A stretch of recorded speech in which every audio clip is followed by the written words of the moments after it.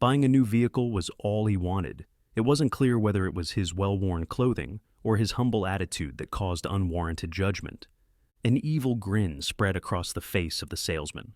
Despite his thinking the old man would be easy to extort, he had made the biggest mistake of his life. Robert simply wanted help in the car dealership showroom. However, when they saw the appearance and amount of money he had, they were brutally honest with him. The people laughed at him and said he wasn't welcome there. Their only problem was that they didn't know who he really was. There would be no doubt about it that they would never forget Robert's face. In the 1960s, Robert Jack made his way through his childhood. At the pinnacle of the Cold War, his father encouraged him to enlist in the military as soon as he became eligible. Right out of high school, he joined the military with a heart of gold, but he had no idea of how severe the lifelong effects of witnessing the horrors of war firsthand would be. As a young man in the prime of his life, Robert was amiable and captivating. His 10 long years of service in Vietnam stripped him of the admirable character he once was. His combat experience had long-term effects on his mental health and physical well-being. However, someone saw through it and found the real person lurking within. A friend of Jack's one day invited Katie to a barbecue. As a nurse, she immediately recognized the immense pain he was trying to conceal. Like everyone else, he expected nothing but judgment. Her response, however, was quite the contrary. She was immediately attracted to his aura, and the chemistry soon emerged. They were in the midst of a happy relationship in the blink of an eye. It wasn't close to the end of the story, however. Months of dating evolved into years, and Robert felt that Katie had totally transformed him as a person. Except for one exception, he was an almost completely functional, regular person after working with her through the once seemingly unconquerable mountain of traumas he had experienced. Anytime Robert was approached by a stranger, he completely panicked. He would experience crushing social anxiety, much like that fateful day at the dealership. After being together for 5 years, they finally tied the knot. By the time Robert reached 60 years old, he felt like life had passed him by in an instant. Their marriage was sturdier than ever, but without children of their own, they sometimes felt as if they lacked a sense of purpose in their lives. What was Robert's life's calling? Then one day, he strolled into the infamous dealership. Robert wandered into the dealership as it was raining cats and dogs outside. Anyone walking past would be met with much-needed shelter inside. Despite assumptions others had made, he had gone there with something on his agenda. The salesman on the dealership floor stared at him with beaming eyes. He was treated as though he had escaped from a mental institute and was completely oblivious to his surroundings. The painfully obvious feeling of being unwelcome caused his anxiety to forcefully grip him by the throat. Robert didn't realize at the time that this dealership had a particular issue with people aimlessly drifting into the store without any intention of making a purchase. They could, with just a quick glance, identify whether someone was a serious buyer or just another window shopper. Unfortunately, that's precisely the reason poor Robert was mislabeled. For no valid reason at all, he would bear the brunt of their unrelenting judgment. Everyone on the sales floor anxiously awaited the sound of the bell being swung whenever the door opened. The old man who had just entered the room was visually analyzed from head to toe and internally ridiculed by every unknowing staff member in the entire room. The majority of the salesmen immediately returned to their tasks at hand. Assuming he was not, in fact, interested in procuring a car, they judged him rashly and without reason. Upon regretfully entering the obviously unwelcoming environment, Robert was immediately sickened. But Robert's behavior was about to be anything but normal. He looked around and noticed that no one was going to help him. He saw the front desk and shuffled over to the receptionist. He asked her if she could watch the bag he had brought in. It was too heavy for his back to carry around for long periods of time. He then looked towards the cars on the floor. Robert hadn't tried to look particularly stunning that day. After all, it was just a dealership. Why should he have to dress to impress? He had an old and shabby button-up shirt on, and had suspenders keeping his loose jeans on ever since he started drastically losing weight. But he didn't know that someone was watching him. Robert appreciated all of the cars on display. At one point in his life, he had a love for cars, but now he was looking at them for a very special reason. But from across the showroom floor, a salesman was watching him intently. He had a predatory grin on his face and thought that Robert was his prey.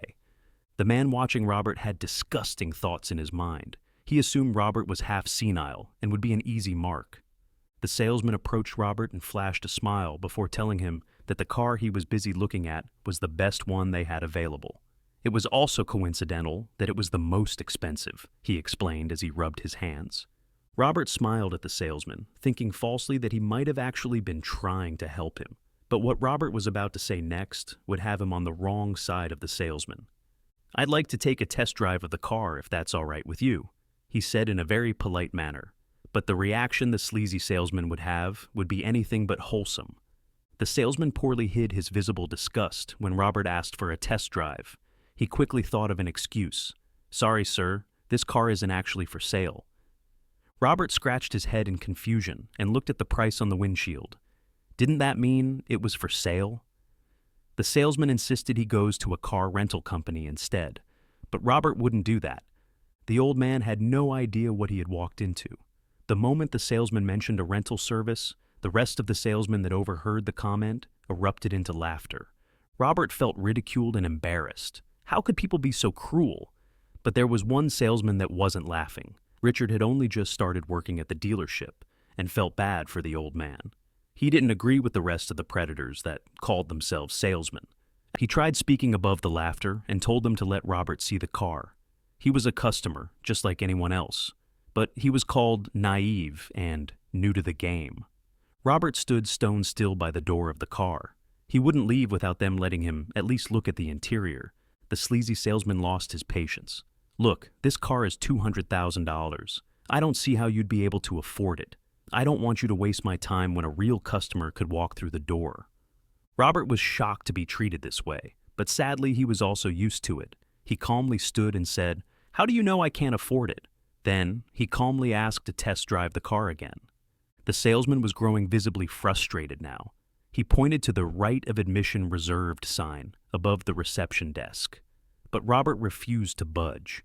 "I have been in this business for a long time," the salesman spat. "I can spot a time waster from a mile away. The way you're dressed tells me that you could never afford this car. I'm going to ask you to leave. Now." Robert couldn't believe that he was being treated like some street rat. However, the angry salesman called security instead, who escorted the strange Robert to the exit. The entire time, Robert kept a stoic look on his face. The disappointment in his eyes was like daggers. The salesman was glad he got rid of the old man, but that wasn't actually the case. Even though he was used to it, the unjust treatment almost brought him to tears. Hunched over, he began to walk away. But the mockery was far from over. Robert had completely forgotten about his bag. At that same moment, the leadership administrator saw the bag left behind by the old man. Unwilling to touch the grubby satchel, she used her foot to push it towards the door. The other employees laughed when they saw it, but Richard wasn't even smiling. He was immensely disappointed with everyone at the dealership. He had lost hope in humanity with how they had treated an elderly man like him without even giving him a chance. Just then, a woman and a little girl walked in. She gave Robert a wide berth as she passed him through the doorway. Robert loved greeting strangers. It was practiced to help improve his social anxiety. But he had no idea what kind of woman he was dealing with. She was about to make the situation even worse. "Hello, ma'am." He instinctually greeted the woman, even though he was in the process of being thrown out. As if that wasn't bad enough, she leaned down and pretend whispered something to her daughter. "This is why you have to stay in school. Otherwise, you'll end up poor and dirty like him." The entire floor erupted with laughter. Robert froze. That was it. He had been very patient and understanding, not just then but so many times before. He wasn't going to stay quiet anymore. "Excuse me," he said, trying to make his posture as unthreatening as possible as he looked straight into everyone's eyes one by one. He had been so polite and greeted the woman, but she immediately turned on him, along with everyone else. He caught the woman's attention. "I couldn't help hearing what you said to your daughter. I don't think that was very nice to say to another human being without even knowing anything about them." He was tired of being made a mockery of. He normally shrugged comments off, but enough was enough. Robert had brushed off so many rude moments before because it wasn't worth the effort of fighting back. But this time, he wasn't going to stay quiet. He would try to make people understand the error of their ways, but sadly, his words would fall on deaf ears. He thought that his status as an elder would help him, but he was so wrong. This was going to be a life lesson that nobody in the car dealership would forget. Being poor doesn't mean someone deserves to be talked about that way, he said assertively.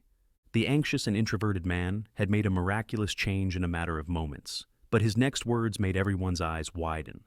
I'm in construction, Robert said, but I'm a very dirty, very educated man. He explained how not only did he have a college degree, but he also had a few medical certificates. Even though he had just given his qualifications, he wasn't done yet. He was about to let everyone in on a little secret that ended up being the heartbreaking truth. Even though I'm old, I haven't been able to retire because I have to pay my wife's medical bills. She hasn't been doing well, and she relies on me to be there for her. It's actually why I was even here in the first place. Shame on all of you for judging me so harshly. But he wasn't done. Assuming that I'm uneducated and poor just because of my appearance is pure ignorance. But even if I was poor, unemployed, or homeless, you don't get the right to judge me. Robert angrily swooped to grab his bag off the floor. He opened it and briefly flashed its contents to the room. Everyone, including the rude salesman, was completely dumbfounded. With that, Robert turned to walk out. The salesman, seeing the commission he could have earned off the car in his mind, scrambled to try and convince him to make the sale. Now, they were all trying to fawn over him and apologize. Robert smirked. He had had enough, though, so he took his bag and walked straight out the door. The young salesman, Richard, went after him. Luckily, the elderly man hadn't gotten far. Embarrassed, he apologized profusely for his colleague's appalling behavior. The old man knew that Richard hadn't been part of any of it. He just smirked and opened his bag to show the contents to the young salesman. Richard couldn't believe his eyes. The old man was mistaken for a homeless person, but there were bundles of $100 bills inside his bag.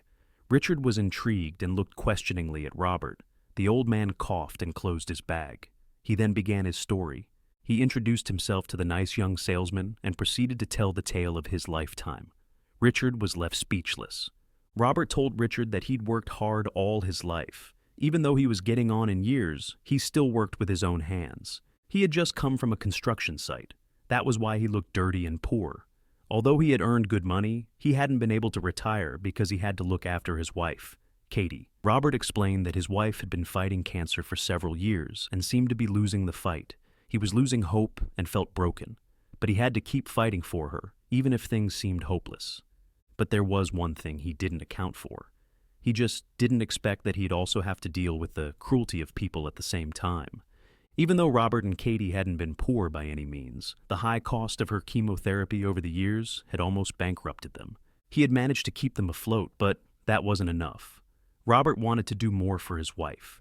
He decided to go to the dealership just for her, but things didn't go well for him once he got there. Realizing that the treatment wasn't helping Katie anymore, Richard decided to fulfill his wife's wish and buy her the car she's always dreamed of driving, but he had to do it while she still had her mobility.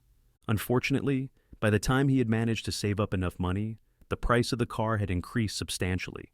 He did not have enough money to buy the car he wanted. Robert, determined to do this one last thing for his wife, sold all his possessions, including his gold wedding band. The last time Katie had seen the oncologist, he'd predicted that she only had around 12 more months to live. These were the saddest days of his life, but he had to have a positive attitude. Robert cried about it nearly every night. The poor man really was shattered. Although he barely had any money or possessions left now, what good would they do if his wife wouldn't be with him anyway? But he had just learned that he was still short by $5,000. He had come so close to achieving his goal, but all hope seemed lost. When Richard found out how much money Robert needed, he got to thinking of a way to help. Richard knew that the car dealership could hardly afford such a discount. After escorting the old man, Richard went back to work. He couldn't shake his thoughts of the old man and Katie's dream. His heart went out to the old man, and he really did want to help. After fighting with his thoughts for the whole day, Richard had made up his mind. When he finished work, he was going to make a stop before getting home. He just hoped it wasn't too late. Later that evening, the young salesman found himself at the old man's door. What could he have wanted? Holding a bundle of cash in his hand, the young salesman told Robert that he had brought the cash he needed. He told him to buy his wife the car. Since he'd be the one selling Robert the car, he'd take the $5,000 from his commission. He quickly turned away and left, before seeing the old man tear up. The next day, Robert returned to the dealership. The salespeople could not understand how he could have changed so drastically. The old man was now wearing his business suit, and he was carrying the same S-bag. This is where the salesman thought he'd gotten the upper hand, but he had no idea what the old man was capable of. The rude salesman, thinking he'd gotten a second chance, started fawning over him, even begging for him to buy the car. But the old man smirked at the salesman. He took a double take before saying, "Well, if you won't buy a car, can you leave the dealership?" "No," said Robert. "I want to work with Richard." The man looked confident for the first time in his life. Everyone around him was taken aback by his newfound nerve. So far, Robert had rolled over when the salesman mocked or tried to prey on him. But this time, he had a secret weapon up his sleeve, and he was ready to show it to everyone in the dealership. The old man opened the bag and showed everyone the piles of money he had. The previously rude salesman was furious when Richard stepped out of his office. Robert didn't hesitate and bought the car on the spot. He signed the paperwork with Richard, who would get the money he had given him back from the commission he deserved. Although it wasn't the full amount, he was happy that he had helped Katie fulfill one of her dreams. Robert was getting a lot of strange looks across the dealership floor. He smiled and knew that he had finally won this time. But would it be enough for him and Katie to finally be happy? Everyone at the dealership was green with envy for missing out on the commission for the sale and because the man they'd treated badly could buy such an expensive car. Some of the salesmen even seemed to feel a bit of shame and remorse. But it was too late now. They should have treated Robert better when they had the chance. Robert went home, took his wife by the hand, and led her out into the street, gesturing at her dream car. Katie was overwhelmed with joy. Finally, her lifetime dream had been fulfilled. The car was a newer model of the same brand she remembered her father driving every day. He died when she was only 10 years old, so it was a memory she clung to, and this made her feel very special. But that wasn't everything. What Robert didn't know was that the entire dealership was left feeling a bit sore. They were still embarrassed about the whole ordeal and wanted to do something about it. Rather than saying anything while he was around, they decided to plot something behind his back. They were going to make sure he got what he deserved once and for all. When Richard first heard about it, he told everyone to just let Robert depart with the car he had purchased, but that wasn't enough for the rest of them. They wanted to make sure that Robert left with a lot more than just the shiny new car. And after explaining their plan to Richard, even he was convinced. They were all going to do something. The entire dealership wanted to plot something after seeing what Robert had done to their quaint dealership. Many salesmen were more embarrassed than they had ever been before, and they wanted to make sure they got even with the old man. They called a meeting and brainstormed the perfect plan. After an hour of plotting, they finally came up with the perfect plan. It was a unanimous decision, and they all even agreed that Richard should be the one to tell Robert since they had a history. Feeling pressured, Richard had no choice but to help them, even if he didn't think Robert needed any other attention from anyone. He just wanted the old man to live quietly with his wife. Because Robert had just purchased the car, Richard had all of his details documented. One important detail was his address. Richard quickly took out the document and skimmed through it until he had the address copied down onto a piece of paper. Now, he just had to go pay Robert a visit. Robert had just taken Katie out on a drive in her new car. As memories of driving with her father came back to her, she felt tears stream down her cheeks. It was the happiest she had been in a while. The special moment passed by, and the two went back home. Still elated, Katie rested in bed while Robert started preparing dinner. That's when he heard a knock. Robert thought it was strange that someone would knock on his door at 7:00 p.m., but he checked it anyway. He walked up to his door and opened it. He was surprised to see Richard standing in front of him. Was he going to ask for the money he lent him back? "Hi, Robert. The guys at the dealership approached me and pressured me into coming here. They wanted payback for what you did on the sales floor," Richard explained. Robert felt his chest tighten, but just as he expected the worst, Richard showed him a web page on his phone. It was a GoFundMe account the dealership had just set up for Katie's chemotherapy bills, and each of them had already contributed $500. Robert would never have to worry about her medical bills again. You like this touching and surprising story? If so, we invite you to leave us a comment expressing your opinion. If you want to continue enjoying inspiring stories like this one, subscribe to our channel or check out the other videos shown at the bottom of the screen. Thank you for your cooperation.